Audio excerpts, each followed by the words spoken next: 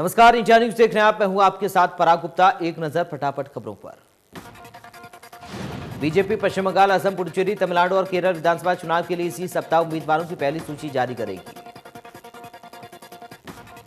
इसे लेकर नेतृत्व पश्चिम बंगाल के कोर ग्रुप के साथ बैठक कर रणनीति तैयार करेगा। चुनावी राज्यों में पीएम मोदी और यूपी के सीएम योगी आदित्यनाथ की रैलियों की सर्वाधिक मांग है। चुनावी बिगुल बजने के बाद प्रधानमंत्री मोदी पश्चिम बंगाल में 20 चुनावी जनसभाओं और पड़ोसी राज्य असम में 6 रैलियों को संबोधित करेंगे। यूपी की राजधानी लखनऊ में कानून व्यवस्था को लेकर सवाल खड़े होने लगे हैं। बीजेपी सांसद कौशल किशोर के बेटे आयुष को बाइक सवार बदमाश गोली मारकर फरार हो गए। लखनऊ में मड़ियाव के छटाबिल चौराहे पर कौशल किशोर के बेटे पर फायरिंग की गई। बताया जा रहा है कि 30 साल के आयुष को बाइक सवार बदमाश गोली मारकर फरार हुए। किसान संयुक्त मोर्चा ने प्रेस कॉन्फ्रेंस की, जहां उन्होंने बताया कि 6 मार्च को किसान आंदोलन के 100 दिन पूरे होंगे। साथ ही उन्होंने 6 मार्च को केएमपी जाम करने का ऐलान भी किया। 5 मार्च से एमएसपी दिलाओ अभियान चलाने की बात भी कही। किसानों ने कहा कि एमएसपी दिलाओ अभियान कर्नाटक से शुरू किया जाएगा। 12 मार्च से कोलकाता से अभियान शुरू होगा। 15 मार्च को देश भर में मजदूरों का प्रदर्शन होगा। मुख्यमंत्री मनोहर लाल ने हरियाणा निवास में प्रेस कॉन्फ्रेंस की, जहां उन्होंने कहा कि 5,000 करोड़ का अतिरिक्त ऋण लेना पड़ा। साथ ही कोरोना को लेकर सीएम ने कहा कि पिछले 1 सप्ताह में केस में बढ़ोतरी हुई है। कोविड नियमों को लेकर सख्ती बरतने के निर्देश दिए। सीएम मनोहर लाल ने कहा कि लोगों को सोशल डिस्टेंसिंग का ध्यान रखना होगा। 3 लाख लोगों को वैक्सीन की डोज दी गई है। जरूरत पड़ने पर वैक्सीनेशन सेंटर भी बढ़ाएंगे। महंगाई के मुद्दे पर सीएम मनोहर लाल ने कहा कि विपक्ष के पास मुद्दे नहीं, मुद्दे ना होने पर विपक्ष महंगाई की बात करता है। विपक्ष जनता को भ्रम में डाल रहा है।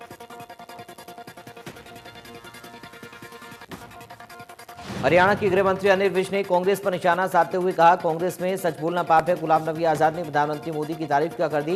कांग्रेस वालों की ये बात हजम नहीं हुई, जिसके बाद कांग्रेसी गुलाम नबी आजाद का जुलूस निकालने लगे और उनका पुतला जलाने लगे। महंगाई को लेकर कांग्रेस के पूर्व राष्ट्रीय अध्यक्ष राहुल गांधी की ओर से किए गए ट्वीट को लेकर हरियाणा के गृह मंत्री अनिल विज ने कहा कि राहुल गांधी कभी भी अच्छा नहीं सोचते। अंबाला दिल्ली मार्ग पर 22 एकड़ में 220 करोड़ रुपए से अधिक की लागत से भव्य शहीदी स्मारक का निर्माण किया जा रहा है, जिसे लेकर कांग्रेस की ओर से इसे अपना प्रोजेक्ट बताने पर विज ने कहा, आज से 21 साल पहले से वे विधानसभा में इस स्मारक को बनाने की मांग करते आ रही है।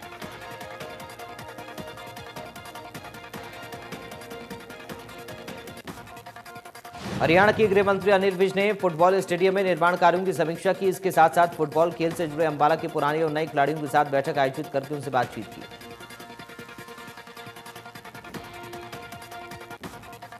बैठक के दौरान अंबाला जिले के वे खिलाड़ी भी शामिल रहे, जिन्होंने मोहन बगान जैसे खिलाड़ी को हराने का काम किया। उन्होंने इस मौके पर मंत्री के सामने अपने यादगार लम्हे भी साझा किया। अनिल विज ने बैठक के दौरान कहा, फुटबॉल खेल स्टेडियम में सभी सुविधाएं मिलेंगी। लगभग 1 साल बाद फरीदाबाद में कष्ट निवारण समिति की बैठक हुई, जिसकी अध्यक्षता उप मुख्यमंत्री दुष्यंत चौटाला की। बैठक में आम जनमानस की अलग अलग 16 शिकायतों पर विचार किया गया। इनमें से कुछ शिकायतें ऐसी थीं जो पिछले लंबे समय से लंबित चल रही थी। जरूरत पड़ने पर कुछ मामलों में कमेटी का गठन भी किया गया। कुछ शिकायतों को निपटारा मौके पर किया गया।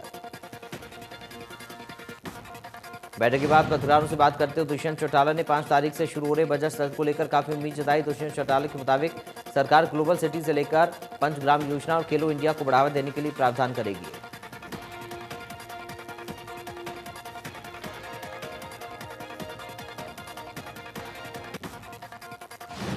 उप मुख्यमंत्री दुष्यंत चौटाला फरीदाबाद के दौरे पर थे। इस दौरान उन्होंने पालनघर जन कल्याण संस्था की ओर से पढ़ाए जा रहे गरीब बच्चों से भी मुलाकात की। इस मुलाकात के दौरान बच्चे उप मुख्यमंत्री से मिलकर काफी खुश दिखाई दिए।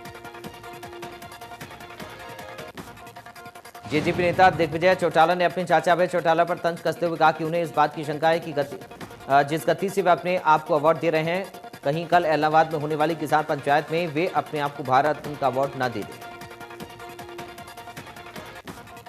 दिग्विजय ने कहा कि चौधरी देवीलाल के जीते जी लोग उनके काम को याद करते रहे और उनके स्वर्गवास के बाद लोगों ने उन्हें उपाधियां देने का काम किया, लेकिन अभय चौटाला जीते जी अपने आप को उपाधियां देने का काम कर रहे हैं।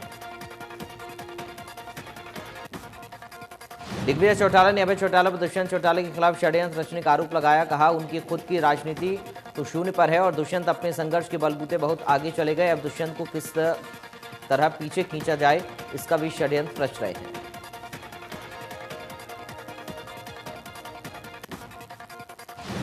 नारनौत के गांव राखीगढ़ी में राखी बारह काप की ओर से किसान पंचायत का आयोजन किया गया। अभय चौटाला ने भी पंचायत में शिरकत की, जहां अभय चौटाला को सम्मानित किया गया।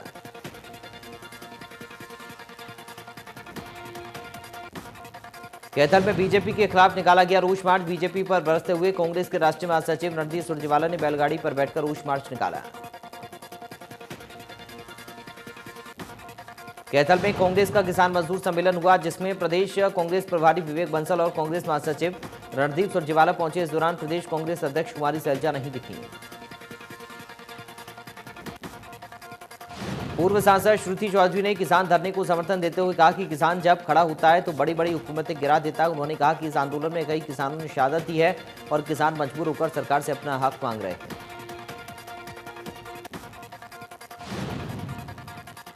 उन्होंने कहा किसानों की मांग को लेकर सरकार कोई रुचि नहीं दिखा रही, जो कि प्रजातंत्र के लिए सही नहीं। साथ ही कहा 2 साल बाद सरकार को इसका पता चल जाएगा, जब देश का किसान खड़ा होता है तो बड़ी बड़ी हुकूमतों को गिरा देता है।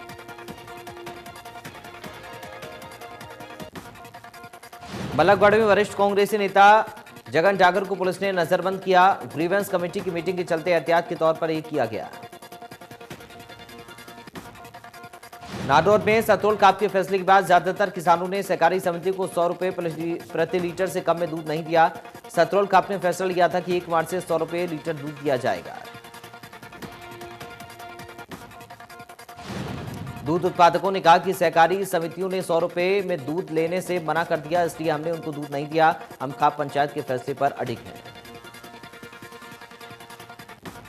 जींद में किसानों का 100 रुपए लीटर दूध नहीं बिका तो किसानों ने लंगरों में दूध भेजा। सरकारी सोसाइटी से जुड़े सप्लायरों ने 100 रुपए लीटर दूध नहीं खरीदा। किसानों का कहना है कि उनका 5 दिन का फैसला लगातार जारी है। सरकार को 100 रुपए से कम में दूध नहीं बेचेंगे, चाहे उन्हें कितना भी नुकसान क्यों ना हो जाए।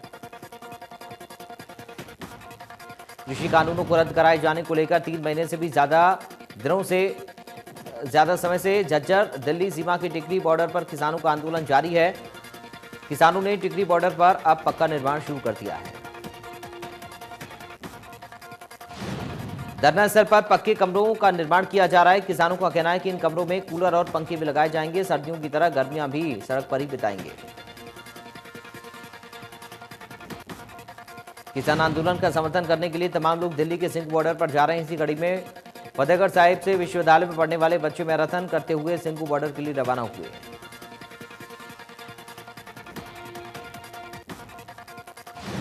सोनीपत के सिंघू बॉर्डर पर किसानों का आंदोलन जारी। तेज रफ्तार की कहर के चलते बॉर्डर पर मौजूद किसान की मौत हो गई। हादसे की सूचना पर आसपास के किसान और पुलिस मौके पर पहुंचे। किसान 21 फरवरी को आंदोलन में शामिल होने के लिए आया था और खाना खाने के लिए जा रहा था। उसी दिन तेज रफ्तार कार ने उसे टक्कर मार दी, जिसके बाद उसकी मौत हो गई। उकलाना के किसानों ने तहसील कार्यालय पर पहुंचकर रोष जाहिर किया। किसानों का कहना है कि बारिश के कारण नष्ट हुई फसलों का हर्जाना उन्हें नहीं मिला, जिस कारण से वो रोष जाहिर कर रहे हैं। केंद्रीय स्वास्थ्य मंत्री डॉक्टर हर्षवर्धन ने पत्नी के साथ कोरोना के टीके की पहली खुराक ली। केंद्रीय गृह राज्य मंत्री जी किशन रेड्डी ने हैदराबाद में वैक्सीन लगवाई।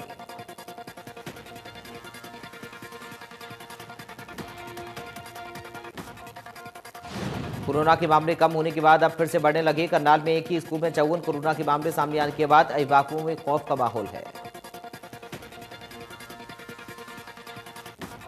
केंद्र सरकार की योजना के तहत जहां सरकारी अस्पतालों में 60 साल से अधिक साल के लोगों को कोरोना से रोकथाम के लिए वैक्सीन देने का काम शुरू किया गया, तो वहीं निजी अस्पतालों को भी ये सुविधा दी गई है, जिसको लेकर लोगों में भारी उत्साह देखा गया है।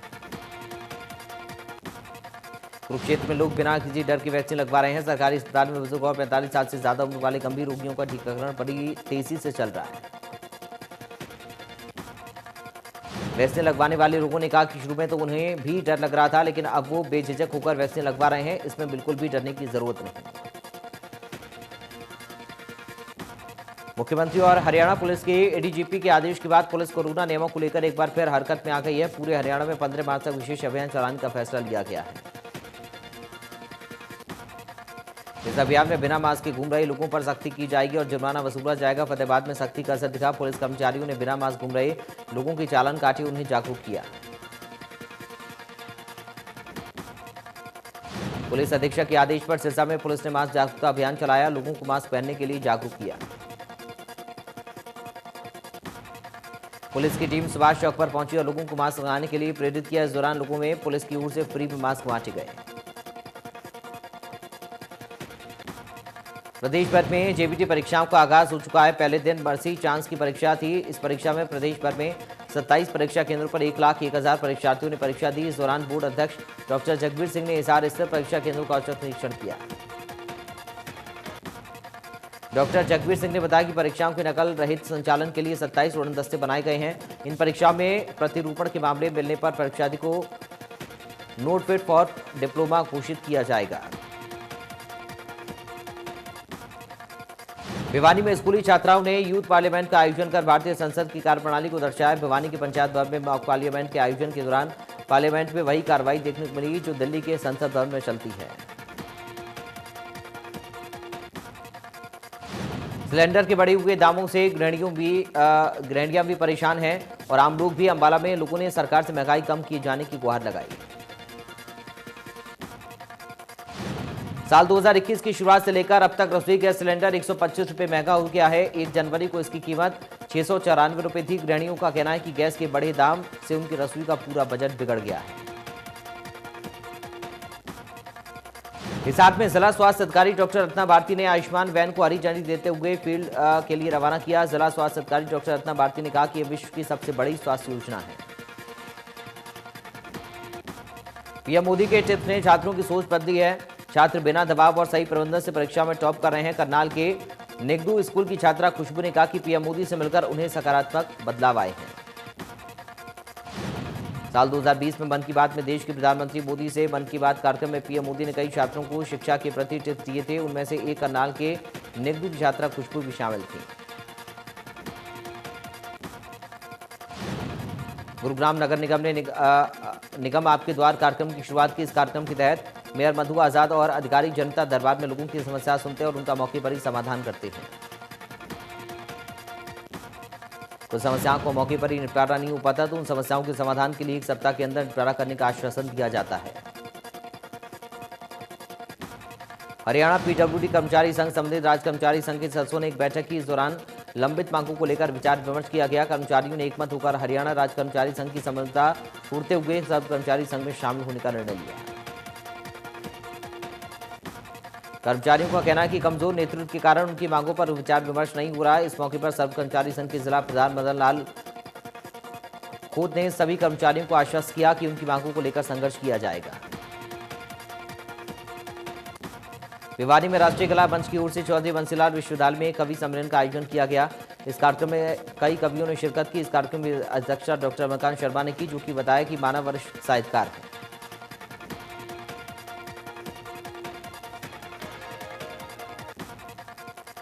इस दौरान डॉक्टर रमाकांत शर्मा ने कहा कि कार्यक्रम राष्ट्रीयता को समर्पित किया गया है। इस मंच के माध्यम से अनेक कवियों ने अपनी अपनी कविताएं राष्ट्र के नाम समर्पित की हैं, जिसका विश्वविद्यालय के बच्चों ने उत्साह के साथ आनंद लिया।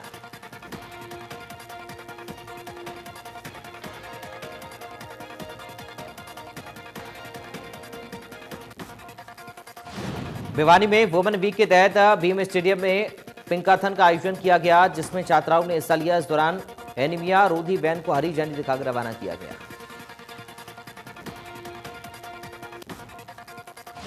महिलाओं और बच्चों के साथ छेड़छाड़ और पॉक्सो एक्ट की जागरूकता के लिए गुरुग्राम पुलिस ने विशेष अभियान हिफाजत की शुरुआत की है, जिसके तहत छात्राओं को जागरूक किया गया। अभियान हिफाजत के तहत सेमिनार किए जा रहे हैं, जिनमें बताया जा रहा है कि ऐसी घटनाओं से बचने के लिए बच्चों को क्या कदम उठाने चाहिए और कैसे अपनी हिफाजत करनी चाहिए। सिरसा में अपराध पर अंकुश लगाने के लिए पुलिस ने अभियान शुरू किया, जिसमें यातायात थाना पुलिस ने ऑटो और ई रिक्शा चालकों को जागरूक किया। इसके साथ ही ऑटो चालकों की ऑटो पर नंबर प्लेट लगवाने के निर्देश भी दिए। सिरसा के गांव वैदवाला के लोगों ने डिपो धारक पर पूरा राशन नहीं देने का आरोप लगाए, जिसे लेकर बुलगू सचिवालय पहुंचे और अपना शिकायत पत्र खाद्य एवं आपूर्ति विभाग के अधिकारियों को सौंपा। स्थानीय निवासी रमेश ने बताया कि अभी कुछ महीने पहले ही उनके पीले राशन कार्ड बनकर आए हैं, लेकिन गांव में डिपो से उन्हें पूरा राशन नहीं मिल रहा। कभी अनाज दे दिया जाता है तो सरसों का तेल, नमक और दाल नहीं दी जाती और लोगों से उनके अंगूठे रखवा लिए जाते हैं। प्रधानमंत्री जन आरोग्य योजना आयुष्मान भारत योजना के चलते 1 मार्च से 15 मार्च 2021 तक आयुष्मान पखवाड़ा चलाया जा रहा है, जिसका उद्देश्य जिले के सभी आयुष्मान भारत के लाभार्थियों तक इस योजना का लाभ पहुंचाना है। भारत सरकार और हरियाणा सरकार की तरफ से आयुष्मान पखवाड़ा 1 मार्च से 15 तारीख तक मनाया जा रहा है। सरकारी योजनाओं का लोग फायदा उठा सकें, इसके लिए स्वास्थ्य विभाग द्वारा प्रेस कॉन्फ्रेंस का आयोजन किया गया। गुरु जम्बेश्वर यूनिवर्सिटी हिसार में 8वीं वार्षिक पुष्प महोत्सव का आयोजन किया गया। इस पुष्प महोत्सव में कई तरह के फूलों की किस्मों का प्रदर्शन किया गया। महोत्सव का शुभारंभ विश्वविद्यालय के रजिस्ट्रार डॉक्टर अविनाश वर्मा ने किया।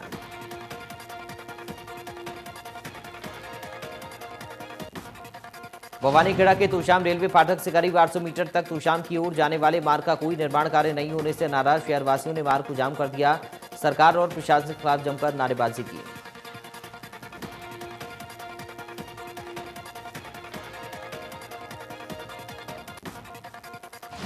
अंबाला के मानव चौक पर प्रशासन की ओर से सब्जी मंडी को हटाने की कोशिश की गई, लेकिन सब्जी बेचने वाले लोग धरने पर बैठ गए।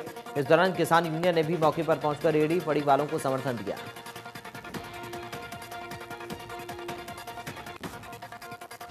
मानेसर के सत्यम ऑटो में कर्मचारियों की ओर से नाजायज मांग करने पर आसपास के ग्रामीणों में गुस्सा आए। इस बात से नाराज ग्रामीणों ने एसएचओ को ज्ञापन सौंपकर कहा कि कर्मचारियों के द्वारा कोई उपद्रव बर्दाश्त नहीं किया जाएगा। गुरुग्राम में सुमित सिंगला नाम का शख्स अपनी बीवी और 3 साल की बेटी को लेकर सोसाइटी में रहने वाले आवारा कुत्तों को खाना खिलाने के लिए पहुंचा, जिसके बाद सोसाइटी के लोगों ने इस बात का विरोध किया। 3 घंटे तक उन्हें बंधक बनाकर रखा। पुलिस ने बाद में मामला शांत कराया। गुरुग्राम में लगातार हो रहे कंप्लेन के बावजूद अवैध निर्माण कार्य ओल्ड और न्यू गुरुग्राम में थमने का नाम नहीं ले रहे। पिछले कई सालों से बिना रजिस्ट्री के फ्लोर बनाने का निर्माण कार्य किया जा रहा है, जिस पर नगर निगम ने कार्रवाई करते हुए इस पर प्रतिबंध भी लगाया है। सोनीपत में नवदीप के मामले में हाई कोर्ट से जमानत मिलने के बाद नवदीप कौर ने सोनीपत पुलिस पर गंभीर आरोप लगाए थे, जिसके बाद सोनीपत पुलिस की सफाई सामने आई। पुलिस का कहना है कि सभी आरोपी निराधार हैं। सभी आरोप निराधार हैं। महिला पुलिस की देखरेख में नवदीप कौर की गिरफ्तारी की गई थी। नवदीप कौर ने कहा था कि बेरहमी से उसके साथ मारपीट की गई थी, लेकिन पुलिस का ये कहना है कि उसके साथ कोई मारपीट नहीं हुई। नवदीप को गिरफ्तार करने के बाद सिविल हॉस्पिटल ले जाया गया था, लेकिन नवदीप ने मेडिकल कराने से खुद ही मना कर दिया था। कुरुक्षेत्र में स्वास्थ्य विभाग की टीम ने लिंग जांच गोरख धंधे का पर्दाफाश किया। गिरोह के 3 सदस्य सरगना विभाग के हत्थे चढ़े। टीम को अल्ट्रासाउंड मशीन के साथ साथ कई चीजें मिली। मामले में पुलिस आगे कार्रवाई कर रही है।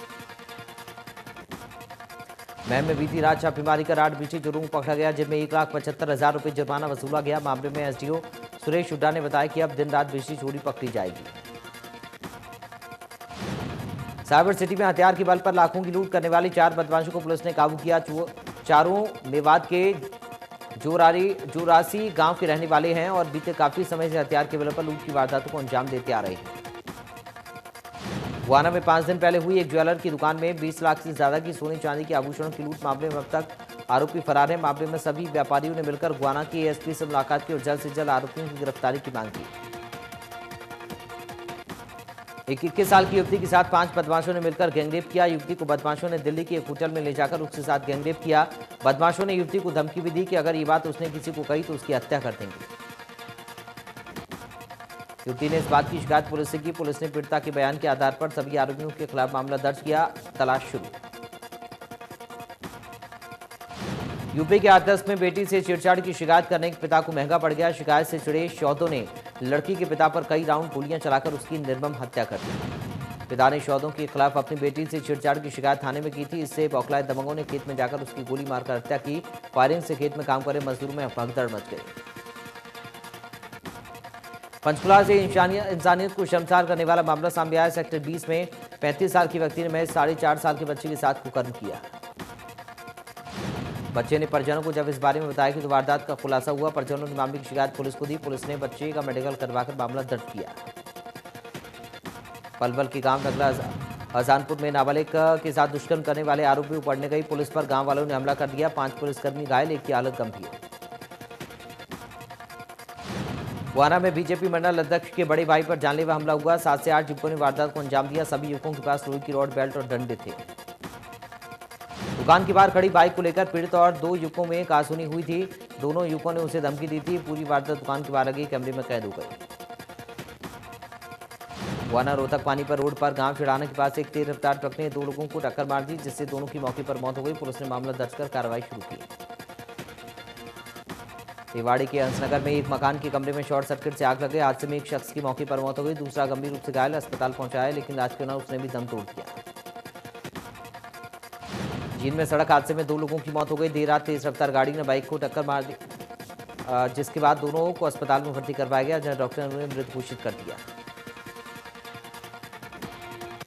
यूपी के कानपुर में दर्दनाक सड़क हादसा हुआ। हाईवे पर तेज रफ्तार ट्रॉला बेकाबू होकर पलट गया, जिस ट्रॉला में सवार 22 लोग उसके नीचे दब गए।